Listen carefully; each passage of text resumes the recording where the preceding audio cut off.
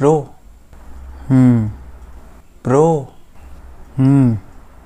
Bro. अरे हाँ भाई बोल। हाय।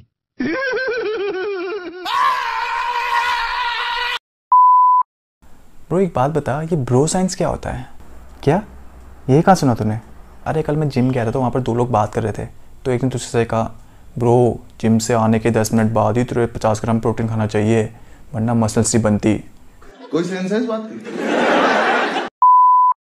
दूसरे ने कहा ब्रो ये सब ब्रो साइंस मुझे ना सिखा। ओह अच्छा। तो मैं वही सोच रहा था ये ब्रो साइंस होता क्या है? न्यूबी हो क्या? हैं? न्यूबी?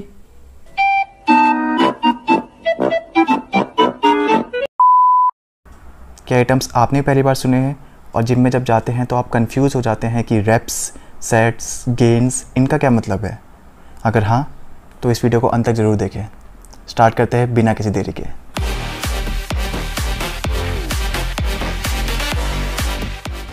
चलिए सबसे पहले जानते हैं जिम इक्विपमेंट्स के बारे में। तो सबसे पहले बात करते हैं डंबल्स के बारे में। डंबल्स कास्ट आयरन और स्टील के स्टॉल्ट हैंडल्स होते हैं जिनके साइड्स पे वेट्स अटैच होते हैं। ये वेट्स आपको वेट सेल्स पे 2.5 किलो से लेके 50 किलो तक मिल जाते हैं। अगला इक्विपमेंट है बारबेल। बारबेल लॉन्ग स्टील की रॉड्स होती है जिनके साइड्स पे आप वेट्स अपने आप से अटैच कर सकते हैं। ये बारबेल साइज़ में वेरी करते हैं, जैसे लॉन्ग बारबेल्स आपके ओलंपिक बार्स यूज़ किए जाते हैं स्क्वाट्स या डेडलिफ्ट्स जैसे कंपाउंड लिफ्ट्स के लिए। वहीं छोटे बारबेल्स यूज़ किए जाते हैं एक्सरसाइजेज जैसे बाइसेप कर्ल्स या शोल्डर प्रेसेस के लिए। इन बारबेल्स की साइज़ के साथ साथ इनकी शेप भी वेरी करती है। जैसे इजी बार शॉर्ट बारबेल्स होते हैं जिनके बीच में आपको 2 हम्प मिल जाते हैं फॉर कंफर्टेबल ग्रिप। हमारा अगला इक्विपमेंट है kettle bells. Kettle bells iron या स्टील की बॉल्स होती है जिनके ऊपर पे हैंडल्स अटैच होते हैं। अगला इक्विपमेंट है केबल्स। केबल्स एक पुली सिस्टम होता है जो कि आपकी वर्कआउट मशीन्स पे अटैच होता है। इस केबल पे आप रोप या बार को अटैच कर सकते हैं और साथ ही आप अपने डिज़ायर्ड वेट को सेट करके रेजिस्टेंस क्रिएट करके एक्सरसाइज परफॉर्म कर सकते हैं। नेक्स्ट इक्विपमेंट है बेंच। इन बेंचेस को आप अपनी एक्सरसाइज के मुताबिक इंक्लाइन या डिक्लाइन एंगल में एडजस्ट कर सकते हैं। चलिए बात करते हैं कुछ टर्म्स के बारे में जो कि जिम में एक्सरसाइज करते हुए लोग बहुत कॉमनली यूज़ करते हैं। रैप्स। रैप्स यानी रेपिटेशंस। किसी भी एक्सरसाइज को आप कितने टाइम्स परफॉर्म करते हैं उसे ही हम रेपिटेशंस कहते हैं। फॉर एग्जांपल आप बाइसेप्स कर्ल को 12 टाइम्स परफॉर्म करते हैं तो यानी आपने उस एक्सरसाइज के 12 रैप्स किए हैं। सेट्स। सेट एक साइकिल है। एक्सरसाइज को जब आप एक पर्टिकुलर रेपिटेशंस तक परफॉर्म करते हैं तब एक सेट बनता है।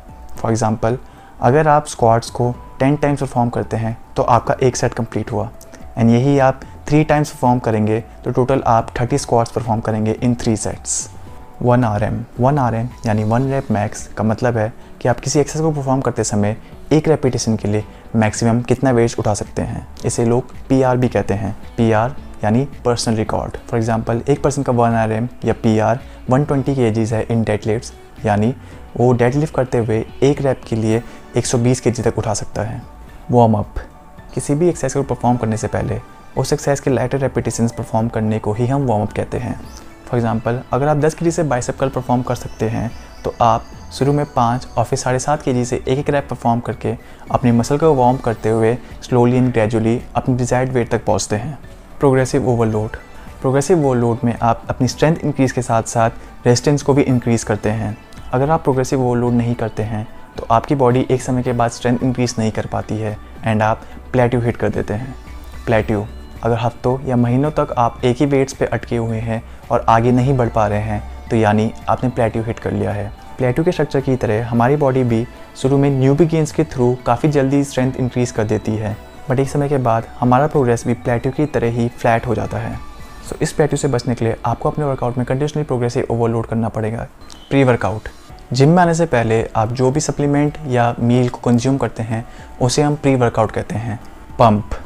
एक्सरसाइज परफॉर्म करते हुए जिस मसल को आप ट्रेन कर रहे हैं उस मसल में ब्लड फ्लो इंक्रीज़ होने से वो मसल फुल और टाइट हो जाती है, इसे ही हम पंप कहते हैं। बाइसेप्स कर्ल करने के बाद जब आपको अपने बाइसेप्स फुल एंड टाइट महसूस होते हैं तो उसी को ही हम पंप कहते हैं। स्पॉट। स्पॉट के दौरान एक पर्सन दूसरे पर्सन की हेल्प करता है वेट उठाने में। जो पर्सन यहाँ पर स्पॉट करता है उसे हम स्पॉटर कहते हैं। एक पर्सन स्पॉट के लिए तब पूछता है जब वो ऐसा वेट उठा रहा है जो उसे लगता है कि हैवी है एंड वो उसके पूरे रैप्स कंप्लीट नहीं कर सकता, तो उसके लिए उसे कोई पर्सन चाहिए जो उसकी हेल्प करे उस वेट को उठाने में। सुपर सेट में आप बेसिकली 2 अलग मसल ग्रुप्स को ट्रेन करते हैं 2 एक्सरसाइज के साथ बिना किसी रेस्ट के। फॉर एग्जांपल, आप बाइसेप कर्ल का एक सेट परफॉर्म करते हैं एंड उसके ठीक बाद आप ट्राइसेप एक्सटेंशन का एक सेट परफॉर्म करते हैं बिना किसी रेस्ट के। ड्रॉप सेट एक काफ़ी कारगर टेक्निक है अपनी मसल्स को फटीग करने के लिए। इसमें आप एक एक्सरसाइज को मल्टीपल सेट्स के लिए परफॉर्म करते हैं और हर सेट में आप वेट्स को डिक्रीज़ करते हुए आगे बढ़ते हैं। फॉर एग्जांपल, आप ट्राइसेप एक्सटेंशन के 10 रेपिटेशंस 30 kg से करते हैं और उसके बाद आप 10 kg कम करके उसके 10 रेपिटेशंस और परफॉर्म करते हैं। इसी को ही हम ड्रॉप सेट कहते हैं।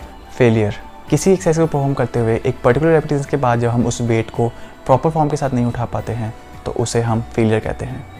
नेगेटिव्स, हर एक्सरसाइज में आप वेट्स को ए पोजीशन से बी पोजीशन तक लाकर वापस ए पोजीशन में लाते हैं, बट नेगेटिव्स में आप वेट्स को बी पोजीशन से ए पोजीशन तक स्लोली एंड कंट्रोल्ड वे में लाते हैं। फॉर एग्जांपल, बाइसेप्स कर्ल करते हुए जब आप वेट्स को ऊपर लाते हैं उसके बाद नीचे आते हुए आप वेट्स को स्लोली एंड कंट्रोल्ड वे में नीचे लाते हैं एंड इसे ही हम नेगेटिव्स कहते हैं। सो इसके अलावा और टर्म्स जैसे बल्किंग, कटिंग, कैलिस्थेनिक्स के बारे में हम जानेंगे अगली वीडियो में। अब तेरी नई वीडियो तो पता नहीं कब आएगी, कम से कम मेरे सवाल को तो जवाब दे दे। ये ब्रो साइंस क्या होता है और ये न्यूबी क्या है? नहीं। मिस इन्फॉर्मेशन जो लोगों के बीच फैली होती है जिसके पीछे कोई साइंटिफिक फैक्ट नहीं होता है उसे हम ब्रो साइंस कहते हैं। ये bro science body building community में काफ़ी कॉमनली पाया जाता है।